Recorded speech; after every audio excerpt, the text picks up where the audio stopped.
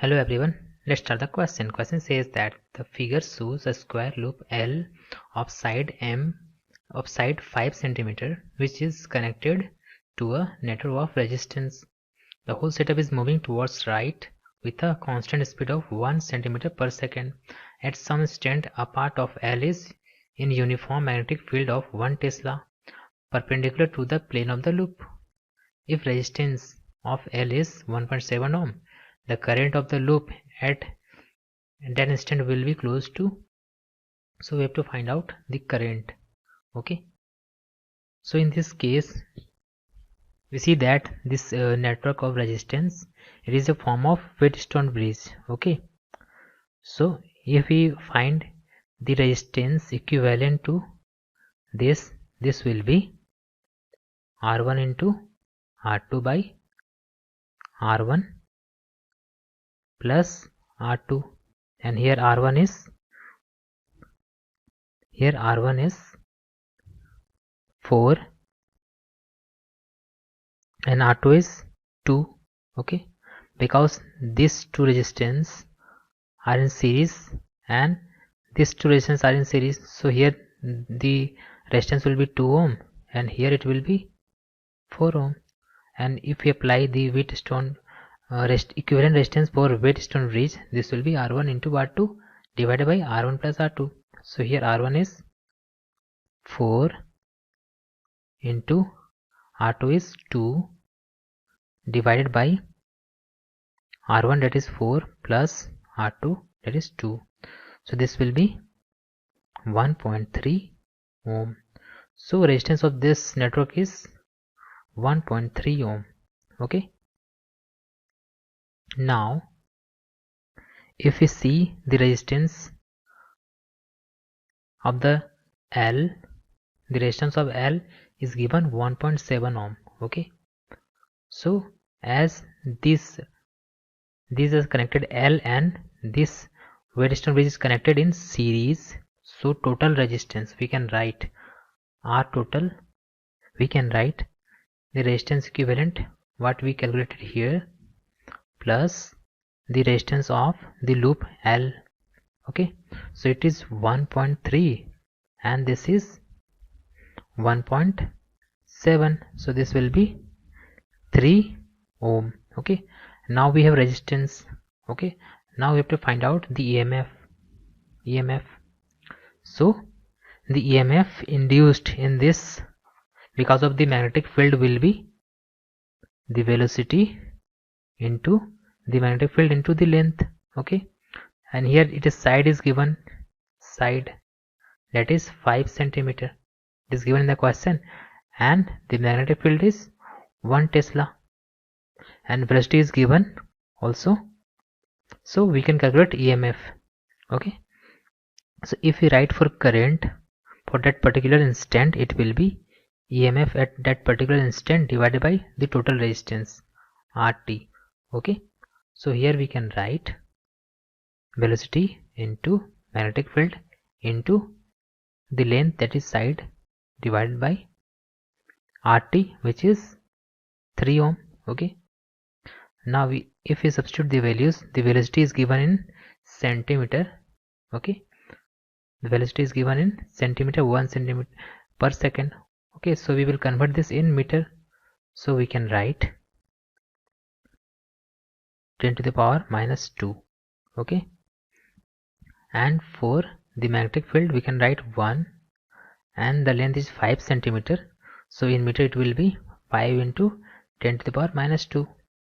Okay, divided by 3, so this will be 5 by 3 into 10 to the power minus 4, and further if we solve this will be 1.67 into 10 to the power minus 4.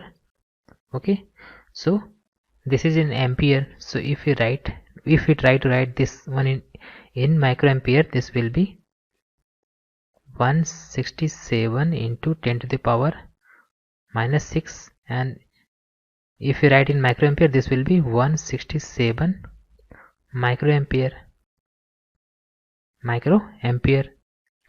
So we have to check the options which is close to this one, okay.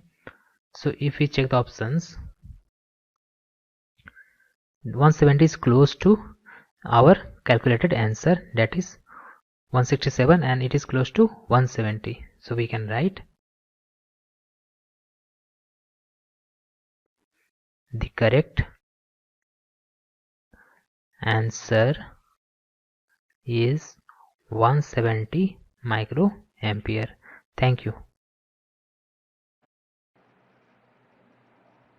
Hello everyone.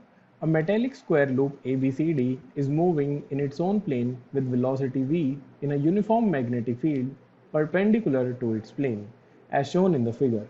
An electric field is induced in AD but not in BC, in BC but not in AD, neither in AD nor in BC, in both AD and BC. So the question is asking us to find out that in which side of this square loop there will be an induced electric field.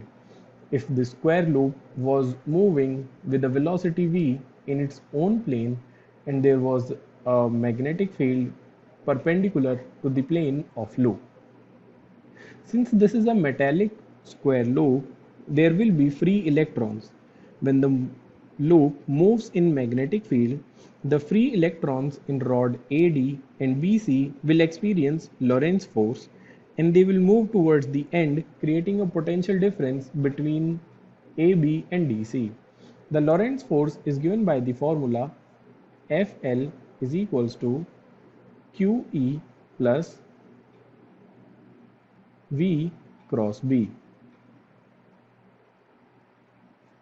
Therefore, when this loop will move in its own plane, the electrons in AD and BC will experience a Lorentz force and they will move towards AB and DC, creating a potential difference between the rods AB and DC.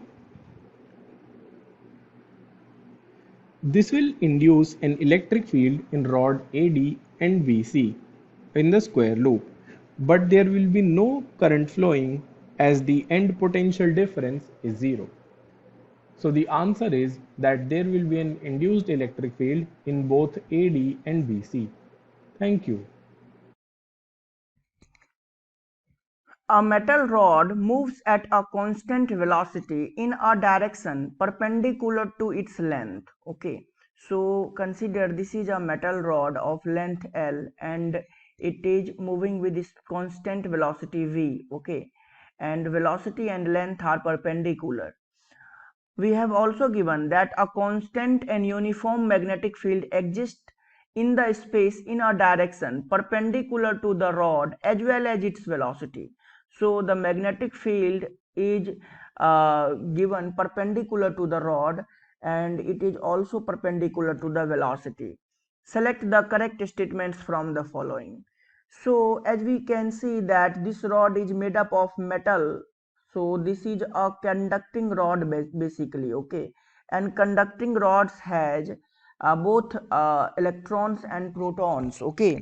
So we can say that in a conducting rod electrons can easily move, okay, electrons can easily move, and if a metal rod is moving with uniform speed in a uniform magnetic field, then magnetic force on a charge particle can be given as in magnetic field region by QV cross B. Okay. So if we are going to consider for a moving electron, the charge is negative, Q will be negative, then the direction of movement of electron will be opposite to the direction of V cross B. Okay, so the direction of V cross B by V cross B, that is the cross product of velocity and magnetic field, can find out by right hand thumb rule. So we have to stretch our right hand fingers in the direction of V and fold our fingers in the direction of B. Then thumb will give the direction of movement of positive charge. But if we are talking about electron, so here the direction of thumb is in upward direction. So the direction of movement of electron will be opposite to the direction of thumb. So all the electrons will start to move or accumulate towards downward side of the downside of the rod. Okay, so electrons or negative charge will accumulate at the downside, so proton will be accumulated on the upside of the rod. Okay, so proton will be accumulated at on the upside of the rod. So we can say that this zone will be higher potential zone and this zone will be lower potential zone. Okay, due to induction of charge in the metal rod, we can clearly say that there is induced electric field will set up in the rod, and the direction of induced electric field will be from positive charge to negative charge, so from high potential to low potential. So this is the direction of electric field, induced electric field, which will be set up in the rod from positive to negative. So we can say that there is an electric field in the rod. That means option B will be the correct answer. The entire rod is at same electric potential. This will be wrong because we can see that at the two ends there are two different potential, higher and lower. The electric potential is highest at the center. This is also wrong. It is highest at the upper end and lowest at the bottom end. Okay, the electric potential is lowest at the center, so this will also be wrong. Okay, so only option B will be the correct answer for this problem. Thank you. Hello everyone. Question is, a thin semicircular conducting ring of a radius r is falling with its plane vertical in a horizontal magnetic inducting V. At the position of M and Q, the speed of the ring is V and the potential difference develop across the ring is. Okay, तो यहाँ देखो question में क्या है कि एक thin semi circular conducting ring है और यहाँ पे इसका रेडियस जो है वो r है. ओके, तो यहाँ पे ये जो रिंग है मेरा सेमी सर्कुलर कंडक्टिंग, ओके, यहाँ पे इसका रेडियस कितना है, r है. ओके, और ये फॉल हो रहा है with its plane vertical in a horizontal magnetic induction भी. और यहाँ पे देखो मैग्नेटिक फील्ड की जो डायरेक्शन है वो क्या है, इनटू द प्लेन है. ओके, मैग्नेटिक फील्ड जो है वो इनटू द प्लेन है. At the position of m and q the speed of the ring is v. Okay, और यहाँ पे इस रिंग का स्पीड जो दिया है वो v दिया है. ओके, और ये v स्पीड से क्या हो रहा है, मैग्नेटिक फील्ड में फॉल हो रहा है. ओके, तो at the position of m and q, okay, and the potential difference develop across the ring. Okay, तो यहाँ पे हमें पोटेंशियल डिफरेंस बताना है कितना डेवलप होगा. ओके, तो यहाँ पे देखो क्या है कि आप इमेजिन कर पा रहे होंगे कि यहाँ पे मैग्नेटिक फील्ड प्रेजेंट है जो कि क्या है, इनटू द प्लेन है. ओके, अब रिंग क्या हो रही है, फॉल हो रही है मैग्नेटिक फील्ड में v वेलोसिटी से ऐसे परपेंडिकुलरली. ओके, तो यहाँ पे क्या होगा, जो ईएमएफ जनरेट होगा यहाँ पे वो ईएमएफ हो जाएगा कौन सा वाला, मोशनल ईएमएफ. ओके, तो यहाँ पे देखो motional EMF,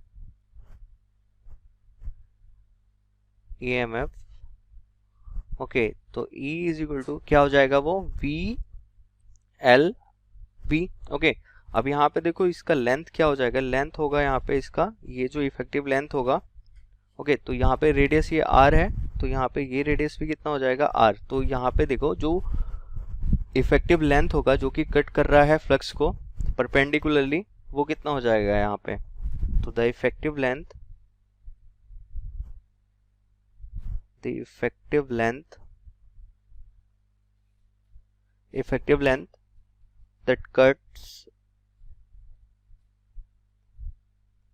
that cut the flux perpendicularly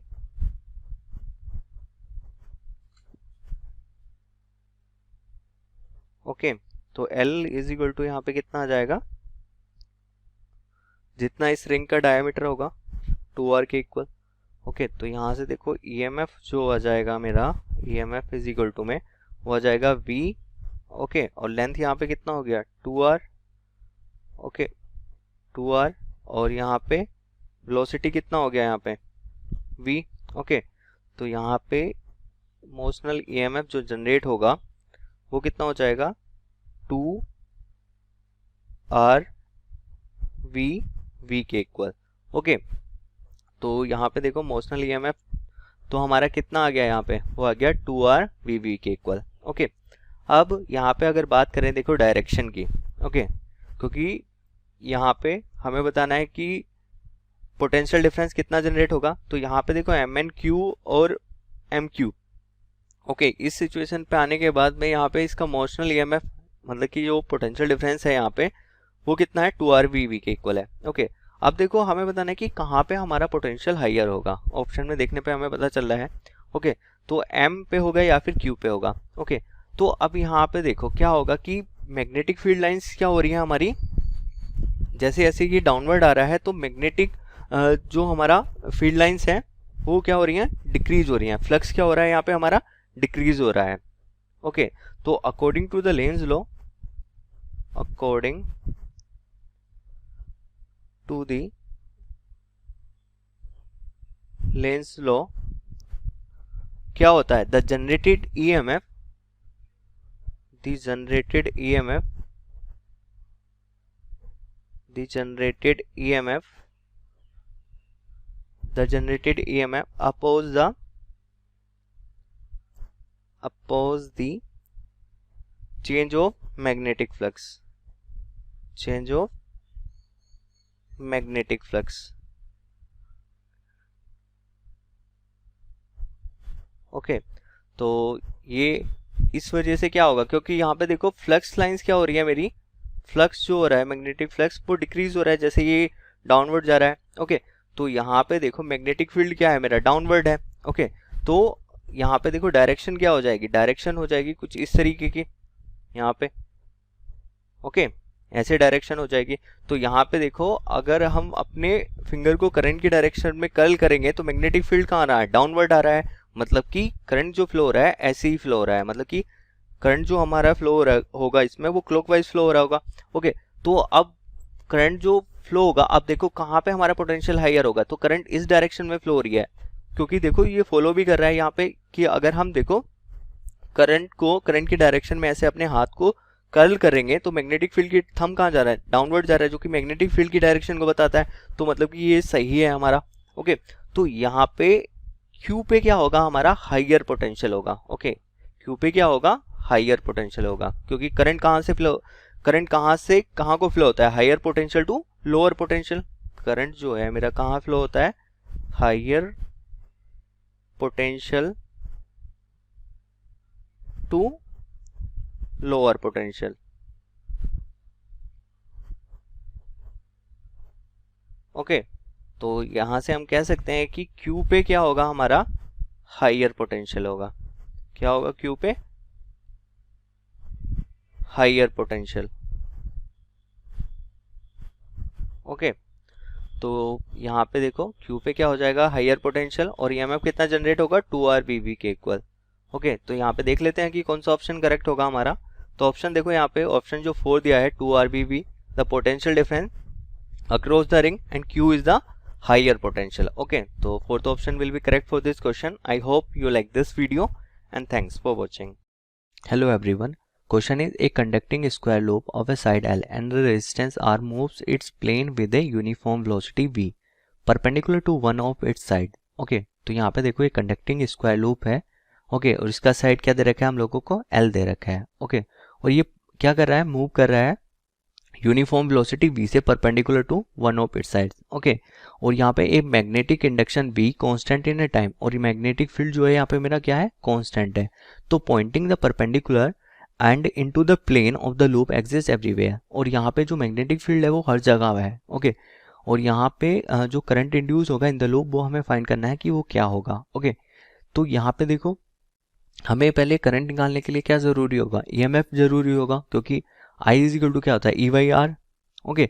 तो ईएमएफ क्या होता है, ईएमएफ होता है मेरा माइनस का rate change of flux d∅dt, okay. मगर यहाँ पे हमें क्या दे रखा है, मैग्नेटिक फील्ड क्या दे रखी है, हमें कांस्टेंट दे रखी है, मैग्नेटिक फील्ड क्या है मेरी, कांस्टेंट है,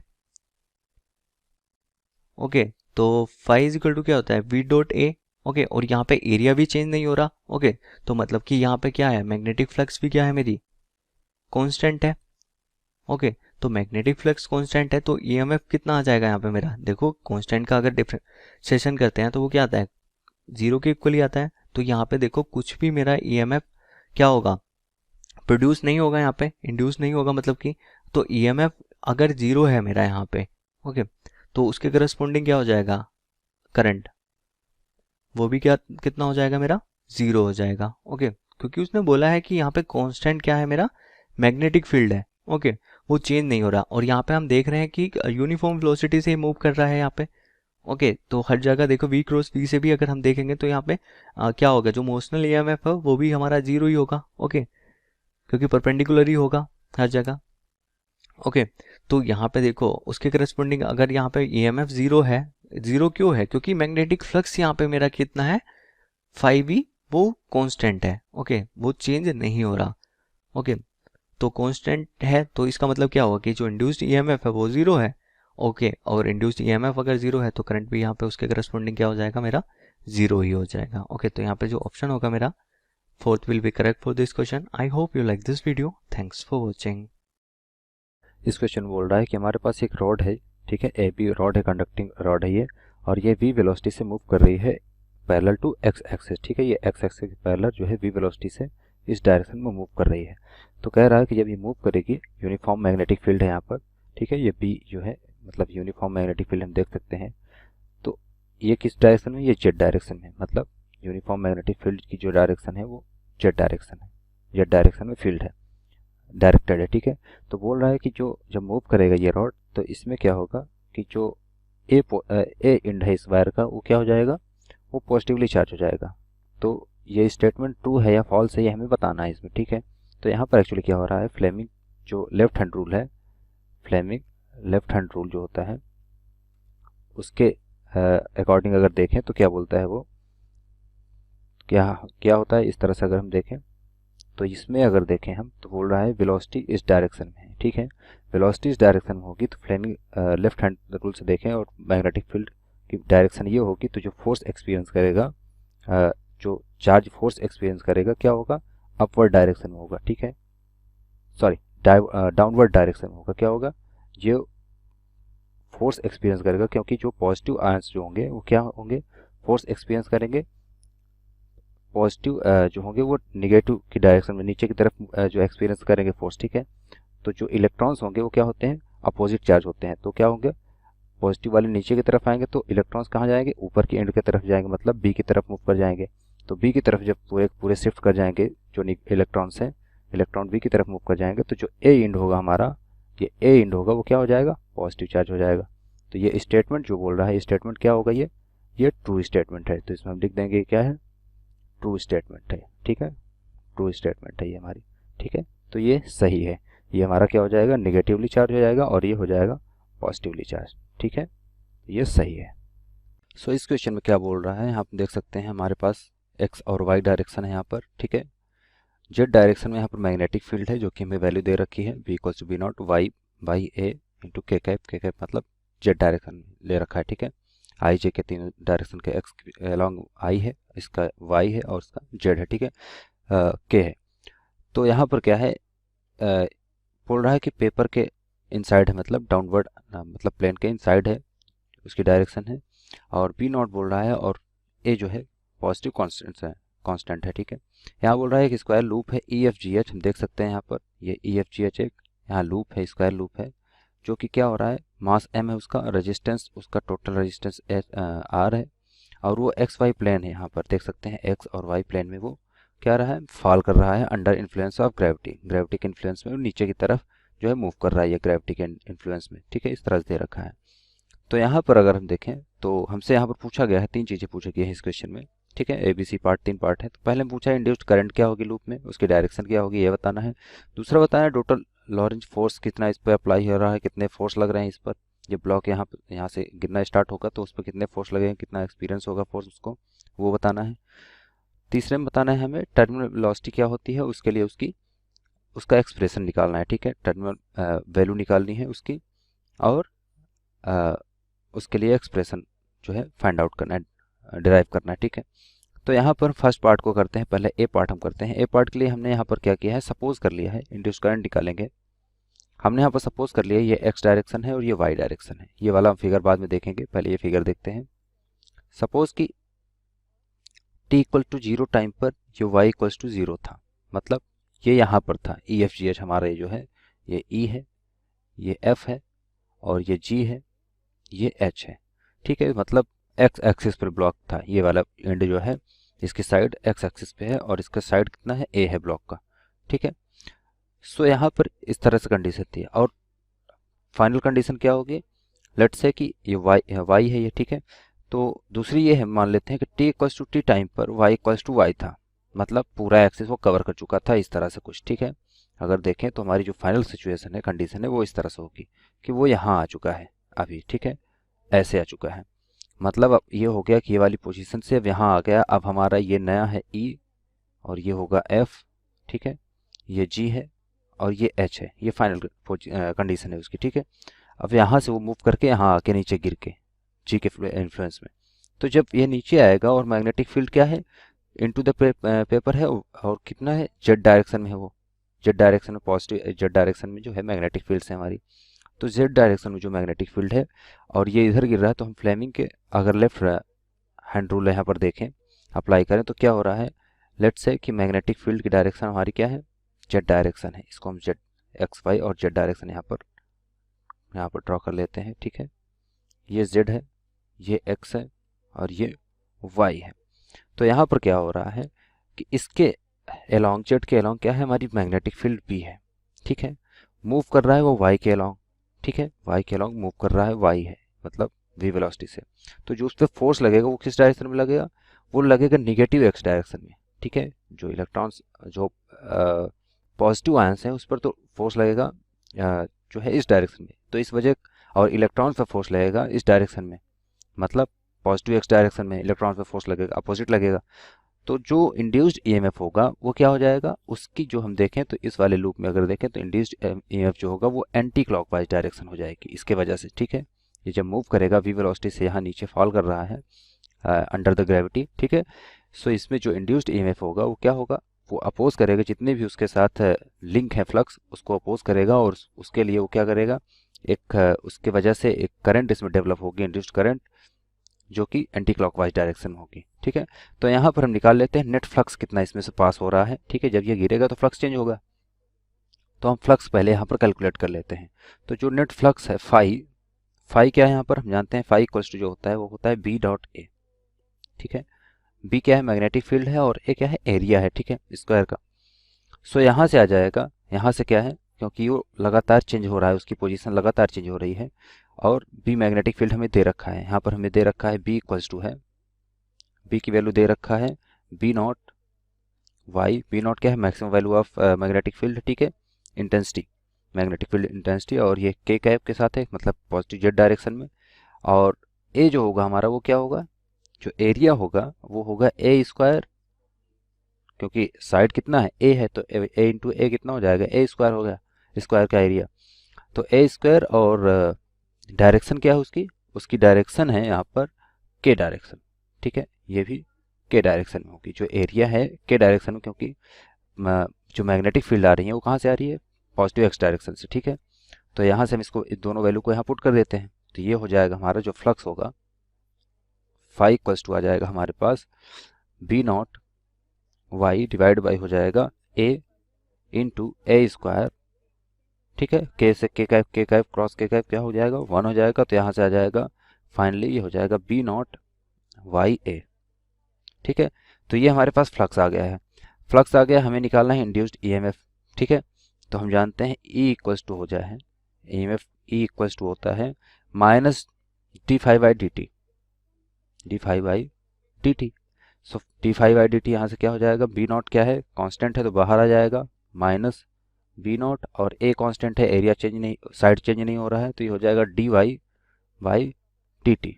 तो ये हमारे पास D Y by D T क्या है, D Y by D T बता रहा है rate of change of position, मतलब क्या हो रहा है कि वाई एक्सिस जब वो फॉल कर रहा है, नीचे आ रहा है, तो उसकी पोजीशन जो है वाई के रेस्पेक्ट में टाइम, मतलब टाइम के साथ क्या हो रही है, चेंज हो रही है वाई एक्सिस के साथ देखें तो ये हो जाएगा, ये वैल्यू हो जाएगी किसकी, बी नॉट ए इंटू ये हो जाएगा हमारे पास वेलोसिटी, जो कि होगा वी इंटू टी टाइम के साथ। ठीक है, टाइम के फंक्शन में। और टोटल रेजिस्टेंस हमें बता रखा है, इसका क्या है, टोटल रेजिस्टेंस लूप का है आर, तो हम निकाल लेंगे यहाँ से जो इंड्यूस्ड करंट है सर्किट में, वो आ जाएगी हमारे पास यहाँ से इंड्यूस्ड करंट के लिए हो जाएगा I इक्वल्स टू हो जाएगा, अगर इसका मैग्नीट्यूड लें तो ये हो जाएगा mod of E divide by हो जाएगा टोटल R, क्योंकि माइनस साइन है तो प्लस हो जाएगा, ये आ जाएगा हमारे पास B not A VT divide by हो जाएगा R के। ठीक है, सो हमारे पास ये आ गया है फर्स्ट पार्ट का आंसर। ठीक है, फर्स्ट पार्ट में हमें यही कैलकुलेट करना था कि जो इंड्यूस्ड करंट होगी सर्किट में वो क्या होगी, वो होगी B not A VT divide by R, और इसकी डायरेक्शन जो होगी, डायरेक्शन क्या है इसकी डायरेक्शन है एंटी क्लॉकवाइज, एंटी क्लॉकवाइज, ये इसकी डायरेक्शन है। अब हम इसी तरह से नेक्स्ट पार्ट करते हैं। नेक्स्ट पार्ट क्या मतलब बी पार्ट करते हैं। बी पार्ट में हमें दे रखा है, इसमें क्या निकालना है, टोटल फोर्स कितने लग रहे हैं। तो यहाँ पर हम फर्स्ट वाला ये हम इस वाले जो कि फिगर को देखेंगे। लेट्स से कि वो वाई डिस्टेंस तक यहाँ ट्रेवल कर चुका है, हाफ जो है डिस्टेंस कवर कर चुका है, मतलब वो यहाँ पर है। तो उसकी जो ये ई है हमारा, ये एफ है, और ये जी है, और ये एच है। तो जो ई एफ जो साइड है उससे उसकी डिस्टेंस वाई है, और जो एच जी जो साइड है उससे डिस्टेंस कितनी हो जाएगी वाई यहाँ तक, और इसका जो साइड है वो क्या है ए है, तो वाई प्लस ए टोटल यहाँ तक की हो जाएगी डिस्टेंस। ठीक है, तो हो जाएगा वाई प्लस ए। सो यहाँ से आ जाएगा हमारे पास, ये फोर्स लग रहा है नीचे की तरफ फॉल करेगा, तो एक फोर्स नीचे की तरफ डाउनवर्ड लगेगा, इसके साथ साथ mg भी इसमें लगेगा, नीचे ऊपर की तरफ एक फोर्स लगेगा जो बैलेंस फोर्स होगा। ठीक है, और F1 F2 क्या है, इक्वल और अपोजिट फोर्स है। ठीक है, जो एक दूसरे के बैलेंस में है, एक दूसरे को बैलेंस कर रहे हैं। तो यहाँ से आ जाएगा हमारे पास जो टोटल फोर्स लग रहा है इस लूप पर, वो आ जाएगा हमारे पास F1 F2 F3 F4, 4 force लग रहे हैं। तो F1 की वैल्यू हम पहले कैलकुलेट कर लेते हैं जो अपर डायरेक्शन में। ठीक है, तो F1 जो होगा हमारा क्या हो जाएगा, F1 आ जाएगा I into L cross B. ठीक है, यहाँ पर L क्या है, L है हमारा यहाँ पर, ये हो जाएगा I, L हमारा होगा माइनस ए इंटू आई, माइनस एक आई क्यों, क्योंकि इसकी जो डायरेक्शन है वो अपवर्ड है, जो मोशन के है मोशन के अगेंस्ट है।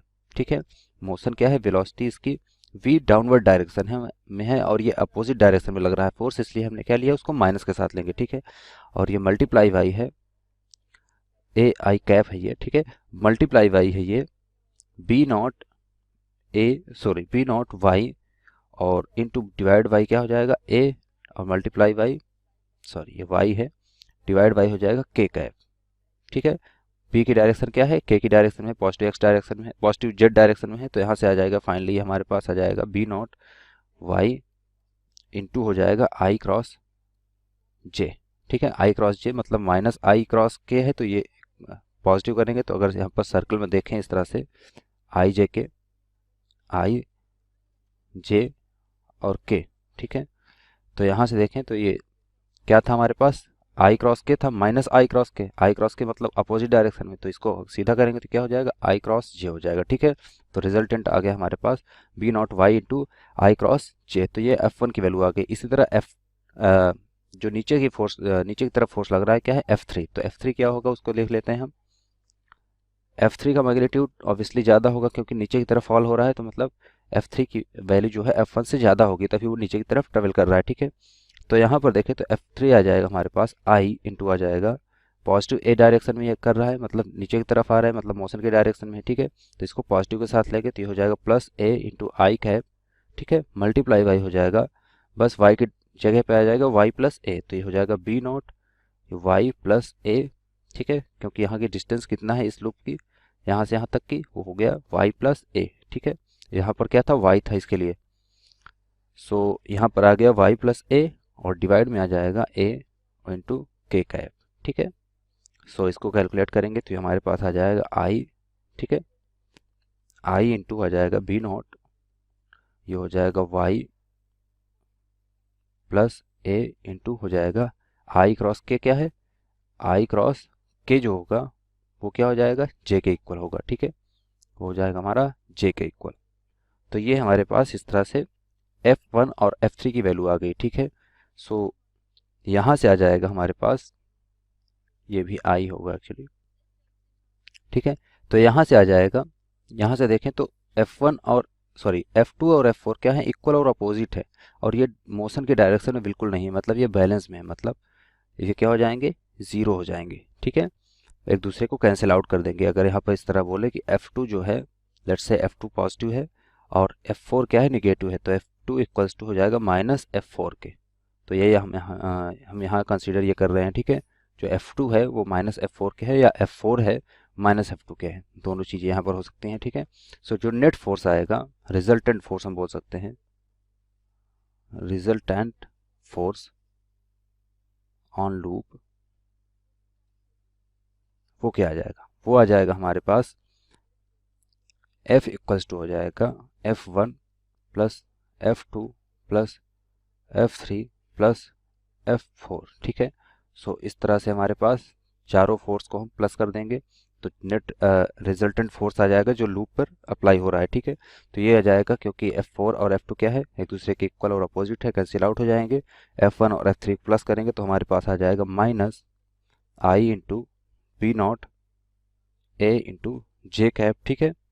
सो यहाँ से आ जाएगा, यहाँ पर वैल्यू पुट कर देंगे हम, तो ये हो जाएगा, ए की वैल्यू पुट करेंगे तो ये हो जाएगा हमारा minus B not square A square into, sorry, ये आ जाएगा V T, V into T, और डिवाइड में आ जाएगा आर इंटू जे कैप, ठीक है। सो ये हमारे पास वैल्यू आ गई है, ठीक है। सो हमसे सेकंड पार्ट में यही पूछा गया था कि जो फोर्स लग रहा है, नेट फोर्स लग रहा है, वो कितना होगा, तो वो हमने कैलकुलेट कर लिया है। वो लग रहा है B not square A square into V T divide by हो जाएगा आर स्क्वायर, ठीक है। और ये किस डायरेक्शन में लग रहा है, ये जे डायरेक्शन, मतलब वाई डायरेक्शन में, पॉजिटिव वाई डायरेक्शन में ये क्या कर रहा है, नीचे की तरफ फॉल कर रहा है ये, ठीक है। तो ये हमारा फोर्स, नेट फोर्स इस पर लग रहा है, रिजल्टेंट फोर्स बोल सकते हैं, नेट फोर्स नहीं है, क्योंकि मैग्नेटिक फोर्स, मैग्नेटिक फील्ड की वजह से ये लग रहा है। अब हमें थर्ड पार्ट में इसको निकालना है, हमें कैलकुलेट करना है जो सी पार्ट है। सी पार्ट में हमें क्या निकालना है, सी पार्ट में हमें निकालना है टर्मिनल वेलोसिटी क्या होगी, ठीक है, उसका एक्सप्रेशन यहाँ पर फाइंड आउट करना है।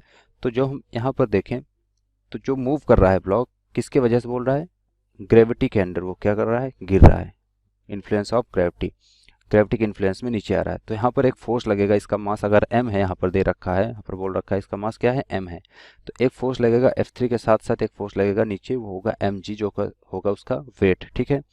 तो नीचे mg लगेगा और टोटल मैग्नीट्यूड क्या है, fa है, उसका एक्सेलरेशन a है, लेट से, और उसका मास m है, तो नीचे फोर्स लगेगा एक m इंटू a, ठीक है। तो जो इक्वेशन ऑफ मोशन होगी वो आ जाएगी हमारे पास, नेट फोर्स जो होगा, नेट फोर्स वो रिजल्टेंट फोर्स था, मैग्नेटिक फील्ड की वजह से ये वाला जो हमने कैलकुलेट किया था, अब ये क्या है, नेट फोर्स। नेट फोर्स जो है वो क्या आ जाएगा, वो हो जाएगा m इंटू ए, ठीक है। ये इक्वल हो जाएगा हमारा mg, किस डायरेक्शन में है, mg j की डायरेक्शन में है, प्लस f जो कि हमने कैलकुलेट किया, ठीक है। सो यहाँ से आ जाएगा, इसको लिख सकते हैं m into D V by D T, velocity के फॉर्म में लिख लिया, D V by D T rate of change of velocity. So acceleration होता है तो D V by D T हो गया हमारा, और ये हो जाएगा एम जी, ठीक है, माइनस हो जाएगा, ठीक है, ये हो जाएगा माइनस, इसकी वैल्यू हम पुट कर रहे हैं, एफ की वैल्यू पुट करेंगे तो ये आ जाएगा हमारे पास बी नॉट, ठीक है, B not square A square V T divide by आ जाएगा हमारे पास आर, ठीक है। सो ये हमारे पास वैल्यू आ गई है, यहाँ पर जे कैप है तो जे कैप बाहर आ जाएगा, ठीक है, सॉरी। सो यहाँ पर हम क्या करेंगे, इसको इंटीग्रेट कर देंगे, एक तरफ dt ले लेंगे और इसको यहाँ कर देंगे। तो हम टाइम पहले निकाल लेते हैं, कितना टाइम लगा उसको वहाँ से वहाँ तक फॉल होने में, ठीक है। तो टाइम हम निकाल लेते हैं, यहाँ से आ जाएगा, इसको फर्दर सॉल्व करेंगे तो हम इसको लिख सकते हैं इस तरह से, लेट से dt को इधर मल्टीप्लाई करेंगे और ये पूरा का पूरा dv के साथ लाएंगे, पहले m से इसको मल्टीप्लाई डिवाइड कर देते हैं, तो ये हो जाएगा dv by dt equals to हो जाएगा g minus B not square A square V T divide by हो जाएगा आर, ठीक है। सो यहाँ से हमारे पास आ जाएगा डी टी यहाँ जाएगा और ये पूरा का पूरा जो है ब्रैकेट के साथ डी वी के नीचे आ जाएगा। तो हमारे पास आ जाएगा डी टी इक्वल्स टू हो जाएगा डी वी डिवाइड बाई आ जाएगा in bracket G minus B not square A square, ठीक है, into V T divide by हो जाएगा आर के, ठीक है। सो इसको इंटीग्रेट करेंगे हम, इन दोनों को इंटीग्रेट कर देंगे, टाइम कहाँ से है, 0 से t तक, ठीक है। पहले 0 टाइम मतलब जीरो टाइम कहाँ था, पहला वाला जो हम फिगर बनाए थे, यहाँ पर t इक्वल्स टू जीरो है, ठीक है, और y इक्वल्स टू भी जीरो है, ठीक है। सो यहाँ से फॉल करके यहाँ पर t इक्वल्स टू टी पर पहुँचता है वो ब्लॉक। अब यहाँ पर इस पोजीशन पर कहीं आ गया, मतलब y एक्सिस के आगे आ गया, मतलब ये t equals to T point होगा हमारा, और y इक्वल्स टू वाई, पूरा वो ट्रेवल कर चुका है y डायरेक्शन, y डिस्टेंस को, ठीक है। सो ये आ गया हमारे पास। और इसकी जो लिमिट होगी ये क्या होगी, ये होगी हमारी, क्योंकि v है तो ये होगी 0 टू v। इसकी पहले वेलोसिटी क्या थी, 0 थी, t इक्वल टू 0 पर। फाइनल वेलोसिटी क्या है उसकी, v है, ये सपोज कर लेते हैं हम यहाँ पर।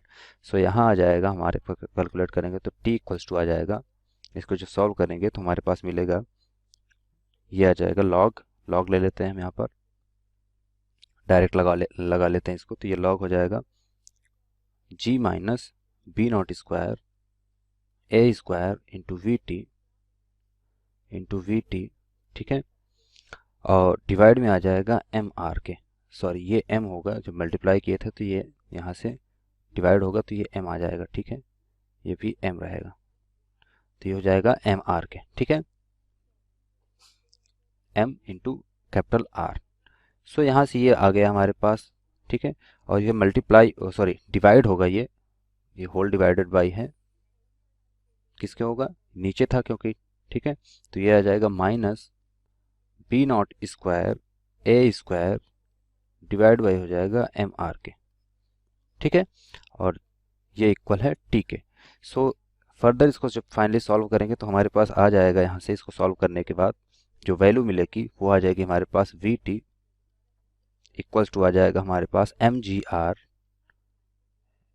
आर डिवाइड बाई हो जाएगा B not square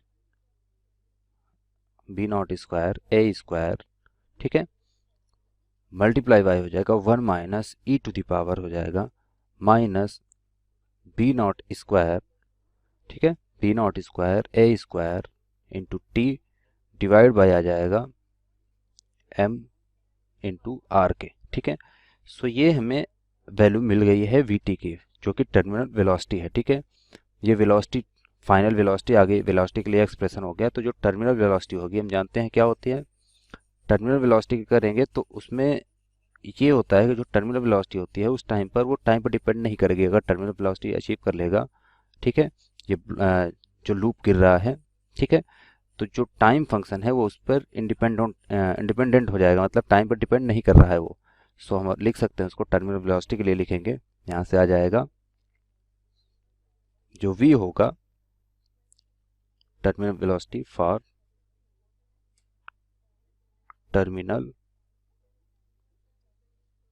velocity,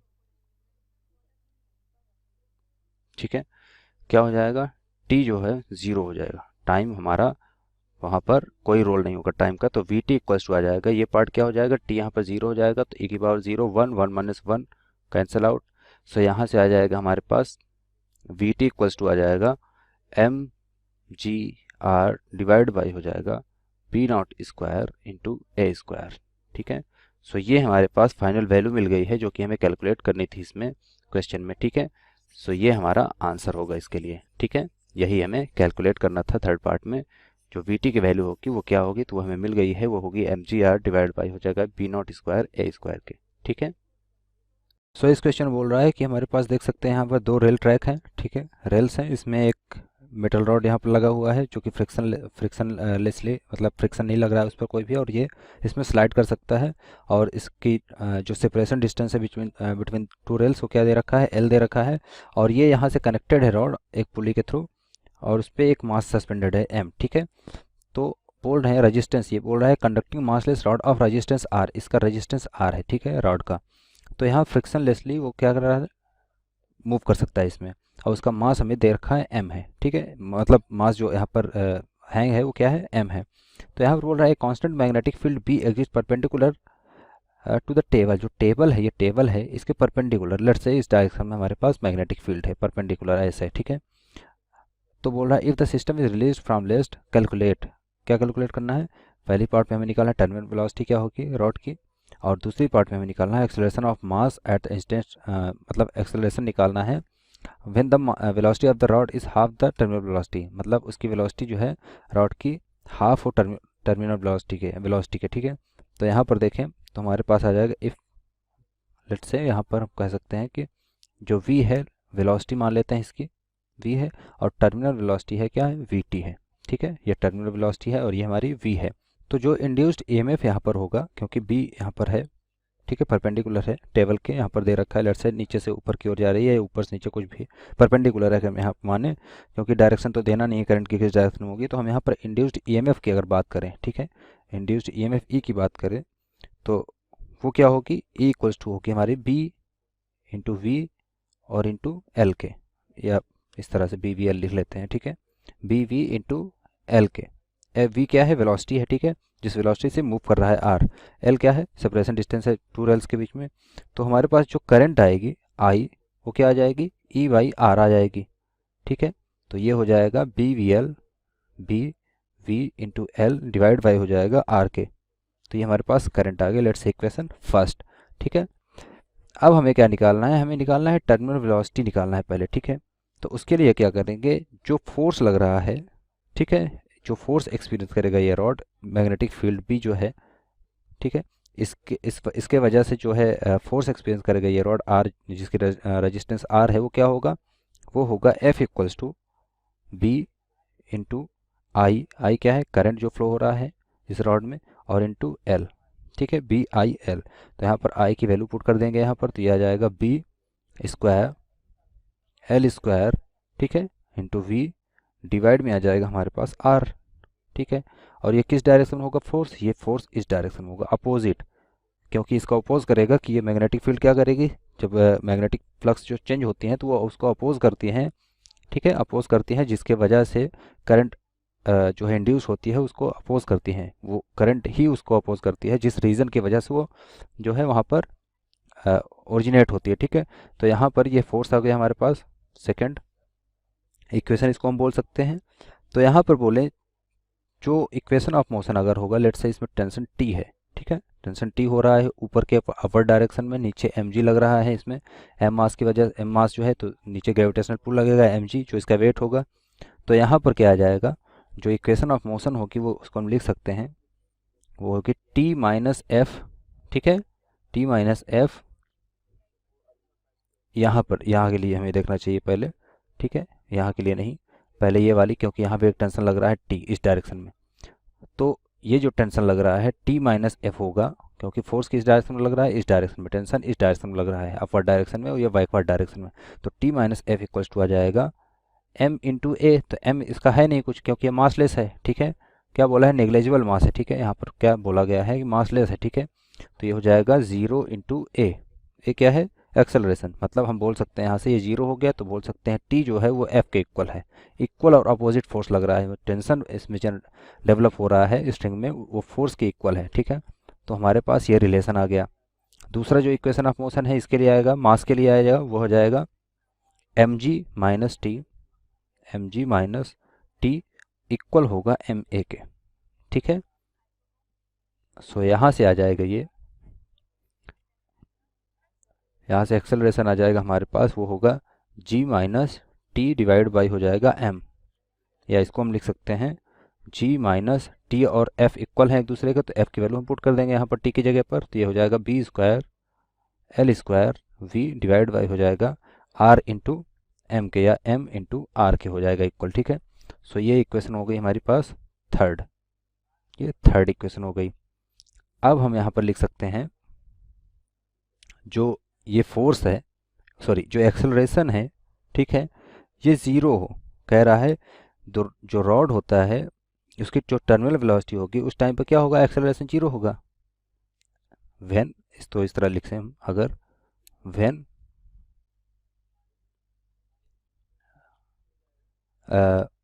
terminal velocity क्या हमें निकालना है, तो v इक्वल्स टू लिखना पड़ेगा when V T achieved then a equals to 0। तो a इक्वल्स 0 मतलब ये वैल्यू 0 कर दें हम, तो ये हो जाएगा g minus B square L square V divide by हो जाएगा m इंटू आर के। और जो ये v है अब क्या हो जाएगा, वी टी हो जाएगा, क्योंकि टर्मिनल वेलोसिटी है, और ये इक्वल किसके होगा, 0 के होगा। तो यहाँ से हम लिख सकते हैं जो वी टी होगा वो इक्वल हो जाएगा M G R divide by हो जाएगा B square into L square के। तो ये हमारे पास आ गई है टर्मिनल वेलोसिटी, जो कि हमें कैलकुलेट करनी थी। फर्स्ट पार्ट का ये आंसर होगा, ठीक है। फर्स्ट पार्ट में हमें यही कैलकुलेट करना था कि जो वी टी होगी, टर्मिनल वेलोसिटी होगी रॉड की, वो क्या होगी, तो वो होगी हमारे पास M G R divide by हो जाएगी पी एल स्क्वायर। इसी तरह हमें बी पार्ट में आगे कैलकुलेट करना है। आगे क्या कैलकुलेट करना था कि देखें यहाँ पर तो क्या बोल रहा है, एक्सेलरेशन निकालना है मास उसका जब उसकी वेलोसिटी क्या हो, टर्मिनल वेलोसिटी के हाफ हो, ठीक है। तो v equals to V by two जब हो, वी टी बाई टू हो, ठीक है। यहाँ पर बोल रहा है व्हेन, सेकंड पार्ट, v क्या है, वी टी बाई टू है, ठीक है। तो वी टी बाई टू है, मतलब ये हो जाएगा M G R divide by है two B square L square के, ठीक है। ये हमें गिवन है। सो यहाँ से आ जाएगा a इक्वल्स टू हो जाएगा g माइनस, यही वाला फार्मूला हम यूज़ कर रहे हैं। तो ये हो जाएगा B square L square, V T की जगह पे होगा वी टी बाई टू, ठीक है। मतलब ये हो जाएगा यहाँ से, क्योंकि B square L square divide by क्या है एम आर, और मल्टीप्लाई बाई है वी टी की जगह पर क्या होगा, वी टी की वैल्यू ये है, और डिवाइड बाई टू, मतलब ये हम पुट कर देंगे। तो ये हो जाएगा एम जी आर डिवाइड में हो जाएगा two B square L square, ठीक है। इस तरह से आ जाएगा यहाँ पर। सो यहाँ से कैलकुलेट करेंगे, इसको सॉल्व करेंगे फर्दर, तो ये आ जाएगा हमारे पास a इक्वल्स टू आ जाएगा g माइनस 1/2 g, ठीक है। या इसको हम लिख सकते हैं g/2, ठीक है। g/2 आ गया हमारे पास। मतलब जो एक्सेलरेशन होगा ब्लॉक का वो क्या होगा, ग्रेविटी के हाफ होगा, ठीक है। तो ये हमारा नेक्स्ट पार्ट का आंसर आ गया है, ठीक है। यही हमें कैलकुलेट करना था कि जो उसकी एक्सेलरेशन होगा वो क्या होगा, जब उसकी वेलोसिटी हो, टर्मिनल वेलोसिटी की हाफ होगी, तो उसका एक्सेलरेशन g के हाफ होगा, मतलब 9.8 जो होता है उसके हाफ होगा, ठीक है। ये आंसर होगा हमारा। हेलो एवरीवन, क्वेश्चन है यहाँ पे हमारा, a metal road OA of mass m and the length r is kept rotating with a constant angular speed omega in a vertical plane about a horizontal axis at the end O. The free end A is arranged to slide without the friction along the fixed conduction circular ring in the same plane as that of rotation. A uniform and the constant magnetic induction V is applied perpendicular and into the plane of a rotation as shown in the figure below. Okay, तो यहाँ पे देखो question में क्या है कि यहाँ पे हमारा ये एक मेटल रोड है, इसका मास हमें गिवन है, और यहाँ पे इसका जो लेंथ है इस मेटल रोड का, ये जो लेंथ है, ये लेंथ गिवन है यहाँ पे हमें स्मॉल आर। ओके, यहाँ पे ये जो लेंथ है इसका, वो लेंथ है यहाँ पे हमारा स्मॉल आर। ओके, और यहाँ पे मास इसका क्या है, एम मास का ये रोड है। ओके, तो यहाँ पे ये रोड ऐसे रखा हुआ है कि इसका यहाँ पे एक फिक्स जो ओ है वो यहाँ पे हमारा ये फिक्स एंड है। ओके, और यहाँ पे जो इसका फ्री एंड है ये हमारा रोटेट कर रहा है स्लाइडली विदाउट द फ्रिक्शन एक रिंग पे। ओके, एक सर्कुलर रिंग है, सेम प्लेन में रखा हुआ है, और यहाँ पे जो मैग्नेटिक इंडक्शन है इनटू द प्लेन यहाँ पे हमारा प्रेजेंट है मैग्नेटिक फील्ड के अंदर। ओके, तो कुछ इस तरीके का अरेंजमेंट है यहाँ पे। ओके, और आगे बोला है क्वेश्चन में, an inductor L and the external resistance R and connected through a switch S between the point O, a point C on the ring to form an electrical circuit. Neglect the resistance of the ring and the rod. Initially the switch is open. Okay, so अब यहाँ पे देखो क्या किया, एक हमने resistance लगाया external और यहाँ पे इंडक्टेंस लगाया। ओके, और स्विच यहाँ पे लगाया हमने। ओके, ये इलेक्ट्रिकल सर्किट यहाँ पे हमने बना लिया, और यहाँ पे देखो नेग्लेक्ट करना है कि ये जो सर्कुलर रिंग है जिसपे ये रोड है हमारा स्लाइडली रोटेट कर रहा है। ओके, तो उसका जो रेजिस्टेंस है वो भी यहाँ पे हम नेग्लेक्ट कर दे रहे हैं, और जो रिंग है उसका जो रेजिस्टेंस है वो भी हम नेग्लेक्ट कर रहे हैं। तो यहाँ पे देखो हमें क्या कैलकुलेट करना है, ए पार्ट है यहाँ पे हमारा, what is the induced EMF across the terminal of the switch. Okay, तो across the terminal of the switch यहाँ पे हमारा जो इंड्यूस्ड ईएमएफ होगा वो कितना होगा, और बी पार्ट है यहाँ पे हमारा, the switch S is close at a time T equal to 0। Okay, और जब स्विच जो है हमारा क्लोज होगा at time T equal to 0 पे, तो obtain the expression for the current as a function of time. Okay, तो यहाँ पे हमें बताना है as a function of time, यहाँ पे हमें करंट का इक्वेशन लिखना है कि करंट क्या होगा जब हम स्विच एस को क्या कर देंगे, क्लोज कर देंगे। ओके, और सेकंड पार्ट है यहाँ पे हमारा, in the steady state obtain the time dependence of the torque required to maintain the constant angular speed. Okay, तो यहाँ पे हमें इन स्टडी स्टेट में बताना है कि जो हमारा टॉर्क यहाँ पे लग रहा होगा, टाइम डिपेंडेंस टॉर्क, जो कि कांस्टेंट एंगुलर स्पीड यहाँ पे मेंटेन करके रखेगा given that the rod OA okay was along the positive X axis at t equal to 0 पे। ओके तो देखो काफी अच्छा क्वेश्चन है, कैसे सोल्व करेंगे? तो यहाँ पे देखो हो क्या रहा है, हो ये रहा है कि मैग्नेटिक फील्ड यहाँ पे प्रेजेंट है और ये रोड क्या कर रही है हमारी कांस्टेंट ओमेगा से एंगुलर स्पीड से क्या कर रही है, रोटेट कर रही है, और इसके रोटेट होने की वजह से यहाँ पे क्या हो रहा है, हमारा इंड्यूस्ड ईएमएफ जनरेट हो रहा है इस सर्किट के अंदर।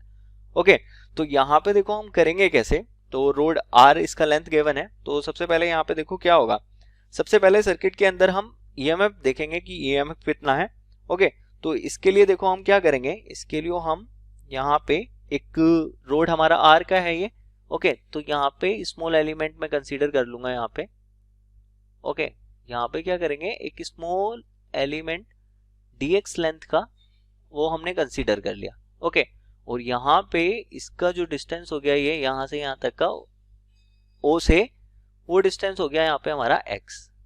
ओके dx लेंथ का एलिमेंट मान लिया हमने यहाँ पे, तो इस छोटे से एलिमेंट की वजह से यहाँ पे जो इंड्यूस ईएमएफ होगा, ओके तो यहाँ पे देखो क्या होगा कि यहाँ पे हमारा मोशनल ईएमएफ जनरेट होगा। ओके सो वो आ जाएगा DE okay is equal to क्या आ जाएगा, VV कांस्टेंट मैग्नेटिक फील्ड है V और V इसका स्पीड हो गया।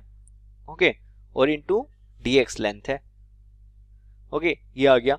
अब यहाँ पे देखो क्या होगा, हमें पता है कि V इज इक्वल टू क्या होता है, R ओमेगा होता है, so V is equal to R omega. Okay तो R ये डिस्टेंस हो जाएगा, मतलब कि डिस्टेंस हमने कितना कंसीडर किया है, x कंसीडर किया है इस dx लेंथ का। ओके और इनटू में ओमेगा, ओमेगा हो गया यहाँ पे हमारा एंगुलर स्पीड, क्या हो गया भाई, एंगुलर स्पीड। ओके तो ये आ गया हमारा velocity in terms of omega. तो यहाँ से DE इज इक्वल टू क्या आ जाएगा, इसकी वैल्यू यहाँ पे पुट कर देंगे, सो VX ओमेगा dx। ओके तो अब पूरी रोड की वजह से ईएमएफ निकालेंगे, तो क्या करेंगे, इसको इंटीग्रेट कर देंगे भाई, ये आ जाएगा DE। ओके और यहाँ पे कहाँ तक इंटीग्रेट कर देंगे इसको, 0 टू R तक, R इसका लेंथ है रोड का। ओके और इनटू में VX ओमेगा dx। तो सिंपली यहां से हमारा जो इंड्यूस्ड ईएमएफ होगा, इंड्यूस्ड ईएमएफ उसकी वैल्यू क्या आ जाएगी, E इज इक्वल टू आ जाएगा यहाँ से हमारा देखो V ओमेगा तो कांस्टेंट है, 0 to R x dx।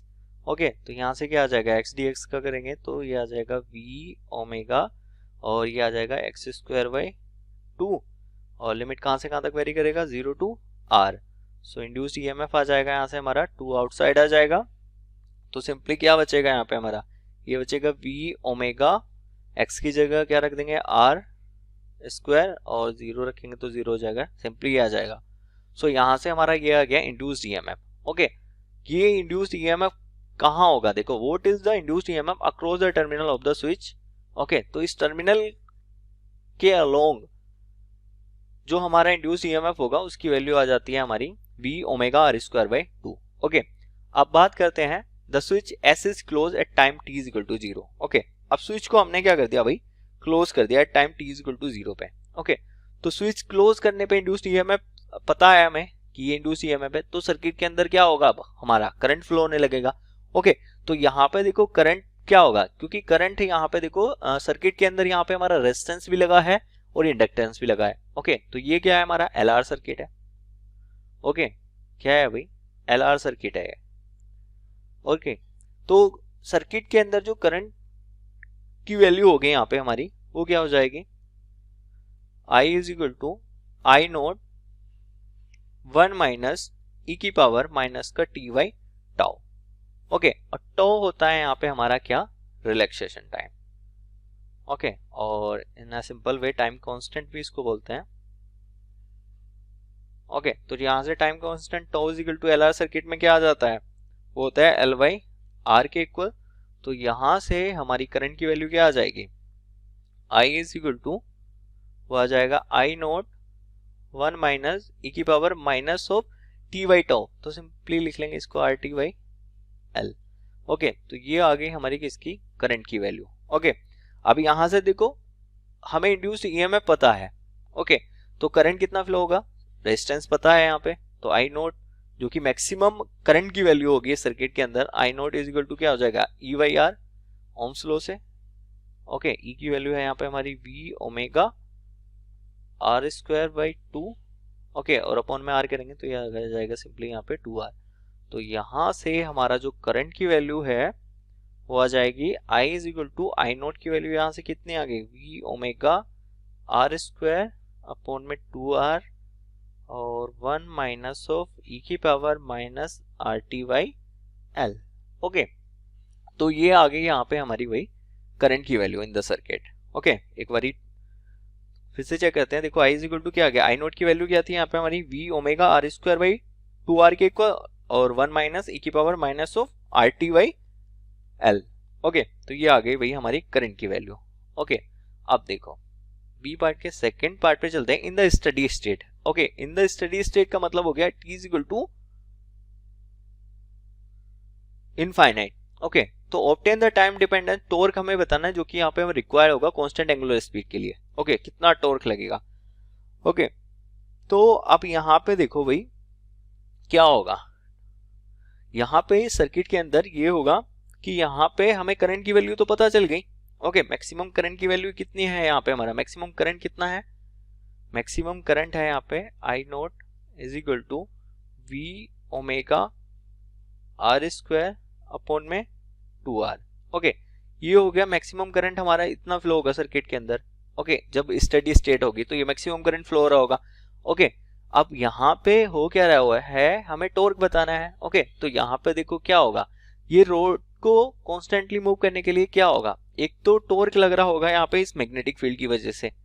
Okay, जो मैग्नेटिक फील्ड है उसकी वजह से टॉर्क लग रहा है, और एक टॉर्क लग रहा है यहाँ पे हमारा ग्रेविटी की वजह से।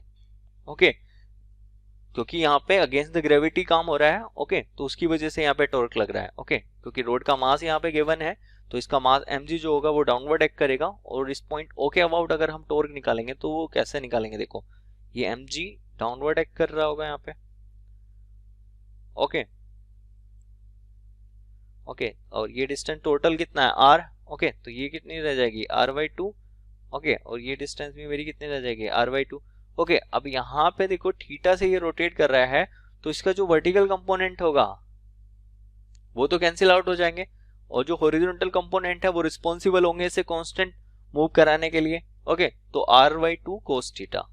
ओके, सिंपली तो अब यहाँ से देखो ये हमें मैक्सिमम करंट पता चल गया सर्किट के अंदर। अब ये मैक्सिमम करंट जो है इन स्टडी स्टेट में क्या होगा, ये मैक्सिमम पावर डेसिपेट कराएगा इस सर्किट के अंदर। ओके, तो पावर डेसिपेटेड क्या होगा इस सर्किट के अंदर, पावर डेसिपेटेड इन दी सर्किट। तो पावर का फॉर्मूला क्या होता है, P इज इक्वल टू होता है हमारा I स्क्वायर R। ओके, तो पावर आ जाएगा इस सर्किट के अंदर हमारा, देखो P is equal to I की वैल्यू हमें पता है, I की वैल्यू रखते हैं यहाँ से, देखो V omega R square upon में 2R का होल स्क्वायर और इनटू में R। तो यहाँ से पावर की वैल्यू आ जाती है, इसको अगर हम फर्दर सिंप्लीफाई कर लें तो ये आ रहा है, देखो कितना V square omega square R की पावर 4 अपॉन में 4 R स्क्वायर और इनटू में R। तो एक R से R कैंसिल कर दो, यहाँ से पावर की वैल्यू आ जाती है V square omega square R की पावर 4 अपॉन में 4 R। ओके, तो ये पावर आ गई।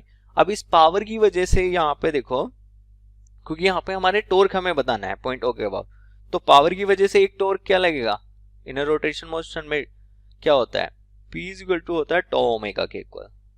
ओके, तो टाउ 1 लिख लेता हूँ, तो P1 is equal to 2 omega.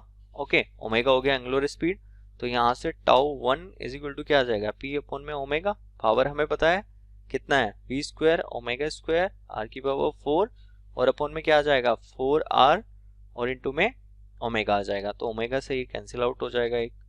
Okay, तो सिंपली यहाँ से टाउ 1 कितना आ जाएगा, ये आ जाएगा V स्क्वायर ओमेगा R की पावर 4 अपॉन में 4R।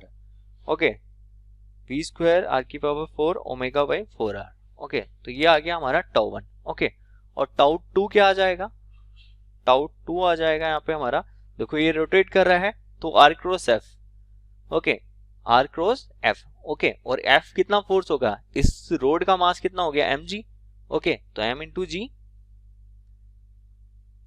mg, और यहाँ पे रिस्पॉन्सिबल कितना होगा, परपेंडिकुलर डिस्टेंस कितनी हो गई r/2 cos थीटा, क्या हो जाएगा r/2 cos थीटा, ओके, और थीटा रोटेट कर रहा है एंगुलर स्पीड से, तो थीटा इज इक्वल टू क्या होता है हमारा ओमेगा टी, तो टाउ 2 आ जाएगा यहाँ से हमारा mg r/2 cos omega T, okay, तो यहाँ से टोटल टॉर्क कितना आ जाएगा, टोटल टॉर्क की वैल्यू आ जाएगी tau is equal to tau 1 plus tau 2, okay, कि एक ही डायरेक्शन में यहाँ पे रिस्पॉन्सिबल है ये रोटेट कराने के लिए कॉन्स्टेंटली इन स्टेडी स्टेट में, ओके, तो simply tau is equal to tau 1 कितना आया यहाँ से हमारा v स्क्वायर r की पावर 4 ओमेगा और अपॉन में 4r, ओके, और टाउ 2 आ गया यहाँ से हमारा mg r अपॉन में कितना आ गया यहाँ से हमारा 2 और cos ओमेगा टी, ओके, तो यही हमें देखो फाइंड आउट करना था कि कितना टॉर्क यहाँ पे हमारा रिक्वायर्ड होगा, ओके, तो टॉर्क की वैल्यू आती है in steady state v square r की power 4 omega 4r plus mg r/2 cos omega T, okay, so this is the answer for this question. I hope you like this video and thank you so much for watching. Hello students, question में दिया है space is divided by the line AD into 2 regions. तो हमने 2 reason में ये जो line AD है इससे एक ये रीजन 1 और ये रीजन 2, 2 रीजन में हमने इसको डिवाइड कर दिया। ठीक है, आगे कह रहा है कि region 1 is field free and region 2 है जो यूनिफॉर्म मैग्नेटिक फील्ड। तो जैसा इसमें दिखाया गया है कि यहाँ पर फील्ड एब्सेंट है और यहाँ पर एक यूनिफॉर्म मैग्नेटिक फील्ड है। ठीक है, आगे दिया है ACD is semicircular conducting loop of radius r with center at O. The plane of loop being in the plane of paper, the loop is now made to rotate with constant angular velocity omega. तो ये जो loop है ये omega से rotate कर रहा है and perpendicular to the plane of paper in clockwise direction. ठीक है, the effective resistance of loop, loop के बारे में आपको बताया गया। ठीक है, तो उसका इफेक्टिव रेजिस्टेंस आर है। तो क्वेश्चन में आपसे पूछा है obtain the expression for magnitude of induced current. जो क्वेश्चन में कुछ खास है नहीं, होगा क्या कि ये जब लूप किसी ओमेगा से इसके अंदर एंटर करेगा तो मान लो किसी टाइम इंटरवल टी पर वो लूप कुछ ऐसे है। ठीक है, तो लूप अगर कुछ ऐसे एंटर कर चुका है, ठीक है, तो ओवरऑल सीन क्या हो रहा होगा कि ओवरऑल सीन ये हो रहा होगा कि इसके ये जो फील्ड लाइंस हैं इसकी वजह से फ्लक्स चेंज होगा और करंट जनरेट होगा। ठीक है, तो हमें ये देखना है कि कैसा फ्लक्स चेंज होगा और कैसा करंट जनरेट होगा। तो देखो पहले केस में क्या हो रहा होगा कि एट टाइम टी, तो एट टी इक्वल्स टू 0 पर क्या होगा, या at T equals to time period किसी टी पर, ये कोई इसका जो एरिया होगा कवर्ड वो हो जाएगा half R into theta, means R का डिस्टेंस, तो जिसको आप लिख सकते हो आर थीटा। ठीक है, ओवरऑल कहने का मतलब ये है कि ये जितना एंगल अंदर घूमेगा उतना पार्ट, ये जो सर्कल का पार्ट होगा ये इसके अंदर एंटर कर चुका होगा, तो उसका एरिया आप इस फॉर्मूले से निकाल सकते हो और ये फॉर्मूला तो आपको आता होगा। ठीक है, तो ये आपके पास पता चल गया उसका एरिया। अब यहाँ पर थीटा कितना होगा, क्योंकि ओमेगा दिया गया है तो थीटा की वैल्यू हो जाएगी ओमेगा टी। तो आपको यहाँ से थीटा पता चल गया, थीटा की वैल्यू क्या हमें पता चल गई है, ओमेगा टी। ठीक है, अब देखो आगे हमें क्या करना है, आगे हमें ये देखना है कि इस पर कितना इंड्यूस्ड ईएमएफ होगा। ठीक है, तो इंड्यूस्ड ईएमएफ पता करने के लिए सबसे पहले आपको क्या करना पड़ेगा, फाई देखना पड़ेगा कि उसका कितना फाई है। फाई यानी कि फ्लक्स, तो फ्लक्स की वैल्यू हो जाएगी बी इंटू ए, और मैग्नेटिक फील्ड बी मान लो, एरिया की वैल्यू क्या हो जाएगी half R square omega T, तो ये आपका हो गया फाई। अब ईएमएफ इंड्यूस्ड जो होता है उसकी वैल्यू क्या होती है, माइनस का D phi by D T, minus sign Lenz law से आ गया, तो इसको सॉल्व करने पर आपका आ जाएगा ये माइनस का half B omega R square, ये आपके पास आ गया इंड्यूस्ड ईएमएफ। और इंड्यूस्ड ईएमएफ जो है आपको देखने में ये लग रहा है कि ये कांस्टेंट आ रहा है, ठीक है। तो अगर आपको इंड्यूस्ड ईएमएफ पता है तो आपको आई भी पता चल जाएगा। आई की वैल्यू हो जाएगी इंड्यूस्ड ईएमएफ बाई 2, तो यहाँ पर से आई की वैल्यू आ जाएगी माइनस का B omega R square by 2r। तो ये आपका हो जाएगा पहले पार्ट का आंसर, ठीक है। तो पहले पार्ट का आंसर आपका सॉल्व हो गया। दूसरे पार्ट में ये है कि show the direction of the current when the loop is entering into the region, ठीक है। देखो होगा क्या कि जब लूप रीजन में एंटर कर रहा होगा तो जो इनवर्ड फ्लक्स होगा, क्योंकि मैग्नेटिक फील्ड डाउनवर्ड है, तो जो इनवर्ड फ्लक्स होगा वो इंक्रीज करेगा। तो लेंज लॉ की वजह से इस पर ऐसा करंट फ्लो करना चाहिए जो कि, इसको मैं थोड़ा और क्लियर कर देता हूँ। जैसे मान लो कि अगर ये इसके अंदर ऐसे करके किसी एंगल थीटा में वो एंटर कर गया, ठीक है, कोई एंगल थीटा एंटर कर गया, तो इस पर ये जो इंटरनल फ्लक्स जो इंड्यूस हुआ है उसकी वजह से क्या होगा कि इस पर फ्लक्स इंक्रीज हो रहा है, ठीक है। फ्लक्स इंक्रीज होने का मतलब ये हुआ कि इस पर जो फ्लक्स इंक्रीज हो रहा है इस पर ऐसा करंट फ्लो करेगा जो इस फ्लक्स को कम कर सके, तो यानी कि एंटी क्लॉकवाइज डायरेक्शन में लेंज लॉ के अकॉर्डिंग वो फ्लो करेगा। इसका मतलब कि करंट का डायरेक्शन क्या होगा, एंटी क्लॉकवाइज, ठीक है। तो हमने यहाँ से सेकेंड पार्ट भी सॉल्व कर लिया लेंज लॉ का यूज करके, ठीक है।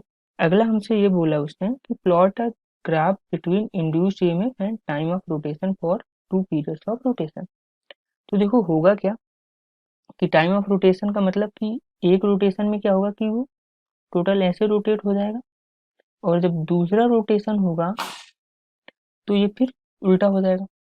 तो ओवरऑल कहने का तो देखो होगा क्या कि हाफ रोटेशन में क्या होगा कि ये जो क्लॉक होगा ये इसके जस्ट अपोजिट ऐसे यहाँ पर आ जाएगा, और जब फुल रोटेशन हो जाएगा तो फिर इसी पोजीशन में पहुंच जाएगा। तो मतलब हाफ पोजीशन तक में क्या होगा कि ये इंड्यूस्ड ईएमएफ मेंटेन रहेगा, तो हाफ पोजीशन तक एक कांस्टेंट इंड्यूस्ड ईएमएफ बना रहेगा। उसके बाद क्या होगा कि उसके बाद भी same induced EMF but opposite direction में हो जाएगा, ठीक है। तो वैल्यू सेम रहेगी बट अपोजिट डायरेक्शन में हो जाएगी। तो ओवरऑल ऐसे करके हमारा ग्राफ जाएगा, ठीक है। Thank you. इस क्वेश्चन बोल रहा है कि हमारे पास एक स्क्वायर वायर का जो है एक स्क्वायर मेटल वायर का एक लूप है, ठीक है, जिसकी साइड दे रखा है 10 सेंटीमीटर, ये लूप है हमारे पास, ठीक है। इसकी साइड कितना है, इसकी ये साइड दे रखा है 10 सेंटीमीटर, ठीक है, मतलब 0.1 मीटर का है। और रेजिस्टेंस है इस लूप का, रेजिस्टेंस जो है इंटरनल रेजिस्टेंस वो क्या है 1 ओम का है, ठीक है। यहाँ पर हम देखते नहीं क्योंकि पूरे वायर का ये रेजिस्टेंस बता रखा है, ठीक है, रेजिस्टेंस नहीं देख सकते, यहाँ पर दिखाया नहीं है। और ये वी नॉट वेलोसिटी से यूनिफॉर्म मैग्नेटिक फील्ड में मूव कर रहा है, जिसकी इंटेंसिटी हमें दे रखी है कितना है, B equal to 2 weber per metre square, ठीक है। ये हमें बता रखा है, मैग्नेटिक फील्ड इंटेंसिटी दे रखी है, ठीक है। और इसकी जो डायरेक्शन है मैग्नेटिक फील्ड की वो क्या है, इनटू द पेपर है। मतलब अगर एक हमारे पास जो कॉपी है, कॉपी पर अगर हम पेन ऐसे पकड़ के ऊपर से इसे रख दें, ठीक है, पेन रख दें, तो उसकी जो निब की डायरेक्शन होगी, ठीक है, वो क्या है, मैग्नेटिक फील्ड की डायरेक्शन है, मतलब प्लेन के अंदर की तरफ, ठीक है, ऊपर से नीचे की तरफ जो है डायरेक्शन है इसमें प्लेन पे। और यहाँ पर हम देख सकते हैं ये लूप कनेक्टेड है एक रजिस्टर से, हम देख सकते हैं ये नेटवर्क है रजिस्टर्स का, उससे कनेक्टेड है, ठीक है, कनेक्टेड है किससे, नेटवर्क ऑफ रजिस्टर्स। और सभी की वैल्यू कितनी है 3 ओम, 3 ओम के सभी रजिस्टर यहाँ पर 5 यहाँ पर रजिस्टर कनेक्टेड है, ठीक है। एक व्हीट स्टोन ब्रिज टाइप की कंडीशन यहाँ पर बना रखे हैं, मतलब इस तरह से है ब्रिज जैसा, वो देख सकते हैं। तो यहाँ पर क्या है कि बोल रहा है कि जो वायर है, यहाँ पर जो वायर यूज किया है लेड वायर है पी क्यू और ओ एस, ठीक है, पी क्यू और ओ एस जो लेड वायर है उनका जो रेजिस्टेंस है यहाँ पर नेग्लेजिबल है, मतलब उनका रेजिस्टेंस कंसिडर नहीं करना है हमें, ठीक है। तो बोल रहे हैं what should be the speed of loop, loop की स्पीड हमें बतानी है, जिससे कि क्या हो, मूव कराने से मैग्नेटिक फील्ड के अंदर उसको मूव कराए, तो जो सर्किट में है वो जो सर्किट में करंट फ्लो हो उसकी वजह से उसकी वैल्यू क्या हो 1 मिली एम्पियर, ठीक है। तो उसकी स्पीड क्या होगी मूव कराने की कि 1 मिली एम्पियर की करंट जो है पूरे सर्किट में फ्लो हो, ठीक है। और उसके साथ साथ हमें बताना है कि जो डायरेक्शन होगी करंट की, जो फ्लो करेगी 1 मिली एम्पियर की करंट, उसकी क्या डायरेक्शन होगी इस लूप में, ठीक है। तो यहाँ पर अगर देखें तो 2 चीज़ें हैं, इसको हमने यहाँ पर इस लूप को इस तरह बना लिया है और ये हमने यहाँ बना लिया है। तो हम देख सकते हैं इसको हमने नाम दे दिया है, यह M और ये N इंड हो गया है, B मैग्नेटिक फील्ड है, ये PQ ठीक है। और यहाँ पर पी ओ और ये हमारा देखें तो ये क्यू है और ये हमारा एस इंड है और ये ए और सी इंड है, ठीक है। तो यहाँ पर इस चीज को हमने क्या किया, व्हीटस्टोन जो ब्रिज टाइप का दिख रहा है ये वाला, इसको हमने अलग बना लिया। यहाँ पर देख सकते हैं हमने इसको कर लिया, हमने यहाँ पर ये ए है हमारा, ठीक है, और ये सी है, ये क्यू है और ये एस इंड है। तो यहाँ से अगर देखें तो व्हीटस्टोन ब्रिज ये बैलेंस कंडीशन में है, क्योंकि सारी जो है जो नॉन रेजिस्टेंस है यहाँ पर सारे रेजिस्टेंस की वैल्यू सेम है, तो इस एंड में करंट फ्लो नहीं करेगी, ठीक है। बैलेंस कंडीशन में अगर देखें तो इस जो है ये वाली जो है AC जो लाइन है इस रेजिस्टेंस में कोई भी करंट फ्लो नहीं करेगी, तो इसको हम क्या करेंगे, निगलेक्ट कर देंगे, तो क्योंकि इसका कोई इफेक्ट नहीं पड़ रहा है, ठीक है। तो उसको निकाल दिए तो हमारे पास आ गया 3 ओम और 3 ओम का इस तरह। तो ये दोनों देखें तो क्या है, ये दोनों सीरीज में है एक दूसरे के, और ये भी दोनों एक दूसरे के सीरीज में है। तो 3 3 6 हो गए और ये भी 3 3 6 ओम हो गए। तो यहाँ से देखें तो ये 3 3 6 ओम और 6 ओम दोनों पैरेलल में है अब, ठीक है। और दोनों किसके एंड में, क्यू और एस एंड के बीच की हम बात कर रहे हैं। तो क्यू और एस एंड में 6 ओम के दो हमारे पास रेजिस्टेंस आ गए, जिनका रिजल्टेंट हमारे पास आया 3 ओम। तो 3 ओम ये रेजिस्टेंस है और इसका 1 ओम है। 1 ओम इस वायर का जो है रेजिस्टेंस है जो कि हम यूज कर रहे हैं। तो 3 ओम ये हो गया, 1 ओम ये हो गया। तो यहाँ से देखें तो ये इस तरह से कनेक्टेड है, हमारे पास ये लूप है, ठीक है। लेट्स से ये लूप है और ये इस तरह से आके कनेक्टेड है, यहाँ पर ऐसे से कनेक्टेड है रेजिस्टेंस से, जिसका ये 3 ओम है और ये इसका पूरे का 1 ओम है। तो यहाँ पर क्या है, सीरीज में कनेक्टेड है, मतलब टोटल रेजिस्टेंस कितना हो गया, आर इक्विवेलेंट जो है हमारे पास कितना आ गया, 4 ओम के, ठीक है। तो हम ये यूज करेंगे आगे, जो टोटल रेजिस्टेंस हमारा निकल के आया लूप का पूरे सर्किट का कितना आ गया, 4 ओम। अब हम निकाल लेंगे कि जो करंट है उसकी डायरेक्शन क्या होगी। अगर हम यहाँ पर देखें तो मैग्नेटिक फील्ड की डायरेक्शन क्या है, इनवर्ड पेपर के अंदर की तरफ है, ठीक है। मतलब ऊपर से नीचे की तरफ पेपर के अंदर की तरफ जो है जा रही है मैग्नेटिक फील्ड। तो यहाँ पर ये लूप मेटल वायर है, मेटल वायर पर क्या करेगा, एक फोर्स लगेगा। लेंज लॉ अगर देखें या हम फ्लेमिंग लेफ्ट हैंड रूल देखें तो उसमें क्या होगा, इनवर्ड अंदर की तरफ है, तो जो फोर्स लगेगा इलेक्ट्रॉन्स पे क्या लगेगा, वो फोर्स जो लगेगा इलेक्ट्रॉन्स पे वो किस तरफ लगेगा, वो लगेगा टुवर्ड्स एन की तरफ, एन इंड की तरफ। ये एन इंड है हमारा और ये एम इंड है, तो एन इंड की तरफ हमारा फोर्स लगेगा। मतलब इस तरह से कंडीशन है। यहाँ पर क्या है, मैग्नेटिक फील्ड की डायरेक्शन बी एक्चुअली नीचे की तरफ है और फोर्स की डायरेक्शन इस तरफ से जो लगेगी, फोर्स डायरेक्शन एक दूसरे तीनों एक दूसरे के परपेंडिकुलर होंगे। फ्लेमिंग लेफ्ट हैंड रूल देखें, ये मैग्नेटिक फील्ड की डायरेक्शन और ये है वेलोसिटी की डायरेक्शन, ठीक है। तो यहाँ पर जो मैग्नेटिक फील्ड की डायरेक्शन फोर्स की डायरेक्शन ये है, तो इलेक्ट्रॉन पे फोर्स लग रहे हैं इस तरफ। मतलब ये जो एंड होगा, एन एंड होगा हमारा क्या हो जाएगा, निगेटिवली चार्ज हो जाएगा और एम हो जाएगा पॉजिटिवली चार्ज। तो ये हमारा पॉजिटिव इंड हो गया, ये नेगेटिव इंड हो गया। तो जैसे ही डिफरेंस इसमें पोटेंशियल डिफरेंस जैसे ही जनरेट होगा तो इसमें क्या होगी, करंट फ्लो होना स्टार्ट कर देगी। तो हम जानते हैं करंट किस डायरेक्शन में फ्लो करती है, पॉजिटिव की डायरेक्शन में, पॉजिटिव इलेक्ट्रोड की डायरेक्शन में फ्लो करेगी, ठीक है। मतलब जो इलेक्ट्रॉन की डायरेक्शन है उसके जस्ट अपोजिट डायरेक्शन में करंट हमारा फ्लो करना स्टार्ट कर देगी। तो हम कह सकते हैं जो करंट की डायरेक्शन होगी, direction of current will be, direction of current जो होगी विल बी किधर होगी, वो एन से एम की तरफ होगी, will be from N to M, ठीक है। एन टू एम, मतलब एन से एम की तरफ फ्लो करेगी। मतलब इलेक्ट्रॉन किधर फ्लो कर रहे हैं, इलेक्ट्रॉन फ्लो कर रहे हैं एम से एन की तरफ। ये इलेक्ट्रॉन फ्लो डायरेक्शन है इलेक्ट्रॉन फ्लो की, और जो करंट फ्लो की डायरेक्शन है वो ये होगी आई की डायरेक्शन, ठीक है। तो करंट की डायरेक्शन ये होगी, मतलब हम देख सकते हैं ये कौन सी डायरेक्शन है, ये क्लॉकवाइज डायरेक्शन है। तो डायरेक्शन होगी इसकी क्लॉकवाइज, ठीक है, क्लॉकवाइज डायरेक्शन होगी। क्लॉकवाइज डायरेक्शन में हमारी करंट फ्लो कर रही है इन द लूप, ठीक है। दूसरी चीज, हमें एक चीज हमने कैलकुलेट कर ली, हमें डायरेक्शन निकालना था करंट की, तो करंट फ्लो होगी और होगी किस डायरेक्शन में, क्लॉकवाइज डायरेक्शन में। अब हम निकाल लेते हैं कि वेलोसिटी कितनी होगी कि 1 मिली एम्पियर की करंट फ्लो करे पूरे लूप में। उसके लिए हमारे पास क्या है कि जो कि चेंज, क्योंकि हमारे पास क्या है, वेलोसिटी भी है, लूप मूव कर रहा है यूनिफॉर्म वेलोसिटी से, बी भी है और उसकी लेंथ भी हमें दे रखी है। तो यहाँ पर हम फॉर्मूला यूज कर सकते हैं। हम जानते हैं कि जो ई होता है, ई इक्वल्स क्या होता है, B into V into L, जो इंड्यूस्ड ईएमएफ का फोर्स लगता है, फोर्स लगेगा जो इलेक्ट्रॉन्स पर, वो क्या होगा, BVL। तो यहाँ से हम देख सकते हैं कि B की वैल्यू हमें पता है। B की वैल्यू क्या दे रखी है, B की वैल्यू दे रखी है 2 weber per metre square, multiply हो जाएगा V की वैल्यू हमें पता नहीं है अभी, तो उसको बाद में कर लिखते हैं। L की वैल्यू हम लिख लेते हैं, L की वैल्यू हमें दे रखा है 10 सेंटीमीटर, ठीक है, दे रखा है 10 सेंटीमीटर, मतलब 0.1 मीटर हो गया। तो ये हो जाएगा 0.1 और इंटू V, ठीक है। सो यहाँ से आएगा हमारे पास, इसको कैलकुलेट करेंगे तो 0.2 V आ जाएगा E की वैल्यू। ये हमारे पास फर्स्ट इक्वेशन हो गई। सेकंड हम जानते हैं कि जो कि पोटेंशियल डिफरेंस जैसे इनमें जनरेट हो रहा है, सॉरी डेवलप हो रहा है यहाँ पर, potential difference positive and negative and. तो यहाँ पर जो करंट फ्लो हो रही है उसके लिए हम लिख लेते हैं जो कि V इक्वल्स टू IR होता है ओम लॉ के अकॉर्डिंग। तो यहाँ से E के फॉर्म में हम लिखेंगे तो इक्वल्स टू आ जाएगा हमारे पास IR, sorry E equals to आ जाएगा हमारे पास I इंटू आर के। I क्या है, करंट जो फ्लो हो रही है, और R रेजिस्टेंस है लूप में, टोटल रेजिस्टेंस जो है।